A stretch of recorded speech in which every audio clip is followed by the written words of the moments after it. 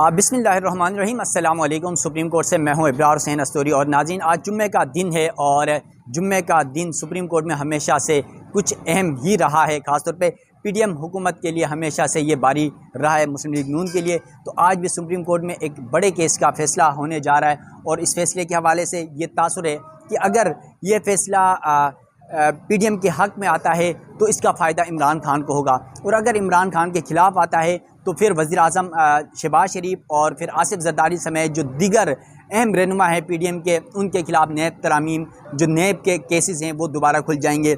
ये अहम केस जो है कुछ देर बाद सुप्रीम कोर्ट में सुनाया जाएगा, और जब ये केस का फ़ैसला आएगा तो उसके बाद जो तफसीलात होंगी, क्या फ़ैसला सुनाया जाता है, उसकी तफसीलात भी आपके सामने रखूँगा। लेकिन इस केस में माजी में क्या कुछ होता रहा, क्या कुछ हुआ, क्योंकि इमरान खान ने सुप्रीम कोर्ट में इस केस को चैलेंज किया था।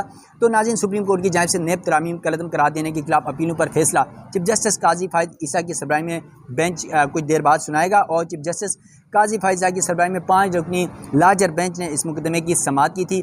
इस बेंच में justice Aminuddin Khan, justice Jamal Mandokhel, justice Hasan Azhar Rizvi और जस्टिस अतर मिनल्ला शामिल थे। वफाकी हुकूमत ने नैब तरामीम कलअदम करार देने के खिलाफ इंट्रा कोर्ट अपीलें सुप्रीम कोर्ट में दायर की थी। सूबाई हुकूमतों ने भी अपील दायर की थी, और फिर अदालत ने नैब तरामीम केस फैसला सुनाने के लिए वफाकी हुकूमत और दरख्वास्त गुजार यानी इमरान खान को गुज़िश्ता रोज़ ही नोटिस जारी कर दिया है, काजलिश जारी की गई है। और अचानक ये बड़ा फैसला, क्योंकि 2-3 रोज़ कबल ही इमरान खान भी अडियाला जेल में साफ़ियों से गुफ्तगू में बारहा ये कह चुके थे कि एक तरफ कहा जाता है कि जो पीटीआई की मकसूद नशस्तों से मुतल्लिक़ केस का फ़ैसला जल्द क्यों नहीं सुनाया जाता, लेकिन दूसरी जानिब नैब तरामीम का फ़ैसला कई तकरीबन 2-3 माह से महफूज है, वो फ़ैसला क्यों नहीं सुनाया जाता, उस पर वो सवालात उठा रहे। तो अब वो मौका आ चुका है। फिर चीफ जस्टिस काजी फाइज ईसा की सरबराही में 5 रुकनी लार्जर बेंच ने 6 जून को इस हवाले से जो इंट्रा कोर्ट अपीलें सुप्रीम कोर्ट में दायर की गई थी वफाकी हुकूमत की जानिब से, इस पर फैसला महफूज किया था। इसके अलावा अगर हम बात करें गुज़िश्ता साल की, तो साबिक़ चीफ जस्टिस उमरता बंदियाल की सरबराही में सुप्रीम कोर्ट की 3 रुकनी बेंच ने नैब तरामीम को इमरान खान की दरख्वास्त पर कलअदम करार देकर सियासतदानों के 50 करोड़ से कम मालियत के करप्शन केसेस नैब को मुंतकिल कर दिए थे। अदालत उज़्मा ने फैसले में बेनामी की तारीफ, आमदन से ज़्यादा असासों और बारे सबूत इस्तगासा पर मुंतकिल करने की नैब तरामीम कलअदम करार दी थी। इसके अलावा सुप्रीम कोर्ट ने हुक्म दिया था कि अवामी ओहदों पर बैठे तमाम अफराद के मुकदमात बहाल किए जाएंगे और इसकी तहकीकात नैब कर सकता है। इसके अलावा पीडीएम दौर हुकूमत में की गई कानून साजी पर सुप्रीम कोर्ट ने 15 सितंबर 2023 को 2-1 के अक्सरियत से यानी 2-1 के तनासब से ये फैसला सुनाया था। और नैब तरामीम की 10 में से जो इमरान खान ने 10 नैब तरामीम की शिकें सुप्रीम कोर्ट में चैलेंज की थी, उसमें से 9 तरामीम कलअदम करार दिया गया था। और फिर चीफ जस्टिस उमरता बंदियाल और जस्टिस एजाजुल हसन ने नैब तरामीम कलअदम करार दी थी।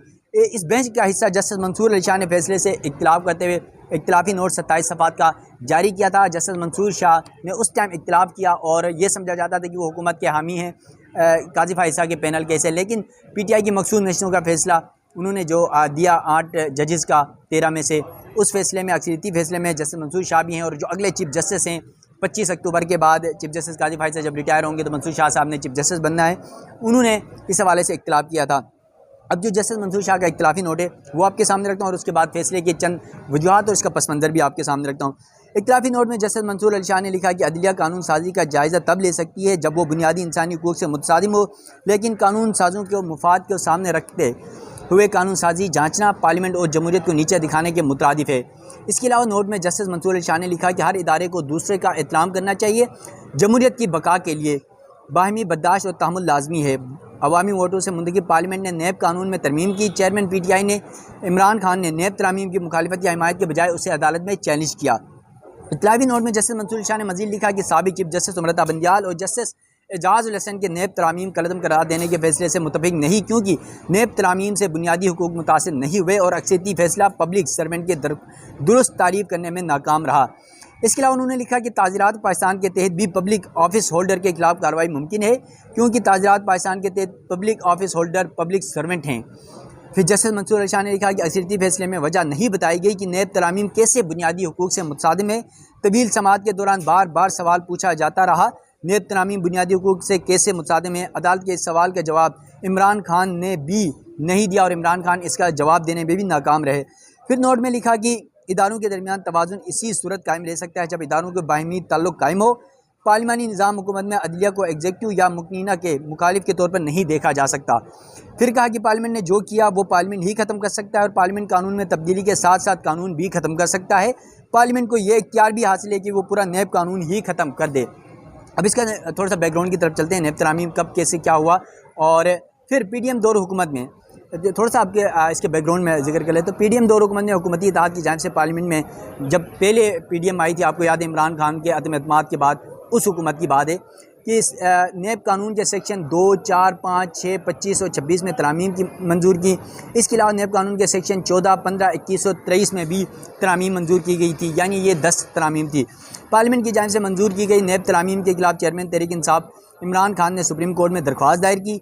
साबिक चीफ जस्टिस अमृता बंदयाल की सरबराही में 3 रुकनी बेंच ने 5 सितंबर 2023 को तकरीबन 54 से 55 समातों के बाद केस का फैसला महफूज किया था। और इस हवाले से जस्टिस अमृता बंदयाल का कहना था कि रिटायरमेंट से पहले इस अहम केस का फैसला करके जाऊंगा। और अदालत उज़्मा के 3 रुकनी बेंच में चीफ जस्टिस के साथ साथ जस्टिस एजाज उल एहसन और जस्टिस मंसूर अली शाह शामिल थे। साबिक चीफ जस्टिस पाकिस्तान अमृता बंदयाल ने अपनी मुद्दत मुलाजमत के आखिरी रोज़ यानी 15 सितंबर 2023 को जिस दिन वो रिटायर हो रहे थे इस केस का फैसला 2-1 की हैसियत से सुनाया। 3 रुकनी बेंच में जस्टिस मंसूर अली शाह ने फैसले पर इख्तिलाफ किया। अदालत उज़्मा ने इमरान खान की दरख्वास्त पर फैसला सुनाते हुए नैब तरामीम की 10 में से 9 तरामीम कलअदम करार दी थी।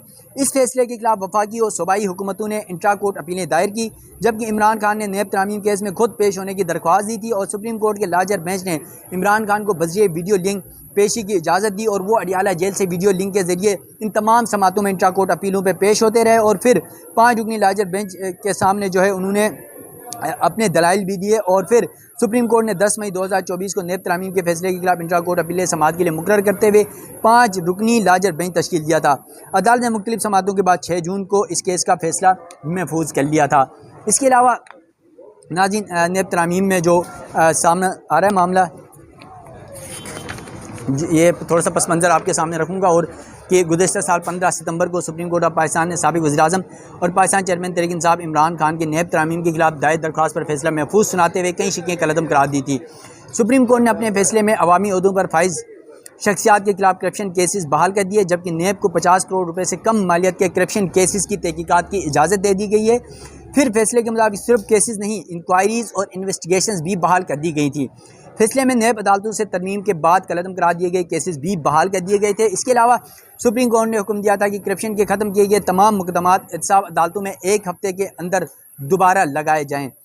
इसके अलावा अदालती फैसले में कहा गया था कि कलअदम करार दी गई शिकों के तहत नैब कानून के तहत कार्रवाई करे। आमदन से ज़्यादा असजात वाली तरामीम सरकारी अफसरान की हद तक बरकरार रहेंगी। प्ली बारगेन के हवाले से की गई नैब तरामीम कलअदम करार दी जाती हैं। फैसले में एहतसाब अदालतों के नैब तरामीम की रोशनी में दिए गए अहकामात कलअदम करार दिए जाते हैं। इसके अलावा 17 अक्टूबर को वफाकी हुकूमत ने कौमी इंसाफ ऑर्डिनेंस को गैर कानूनी करार देते हुए नैब तरामीम के हवाले से सुप्रीम कोर्ट के 15 सितंबर के फैसले को चैलेंज कर दिया था। दरख्वास्त में अदालत से नैब तरामीम को बहाल करने की इस्तदा करते हुए मौक़िफ़ अपनाया गया कि नैब तरामीम में बुनियादी हुकूक की खिलाफ वर्जी नहीं की गई और कानून साजी पार्लियामेंट का इख्तियार है।